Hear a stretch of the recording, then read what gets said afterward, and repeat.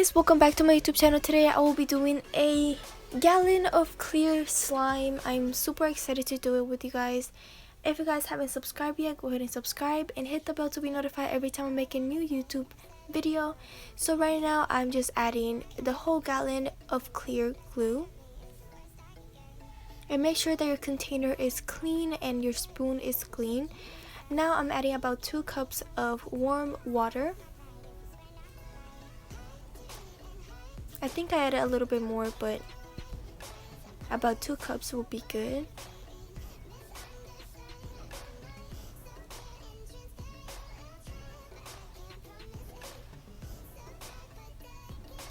Now I am going to mix it all together and I'm going to be adding some activator.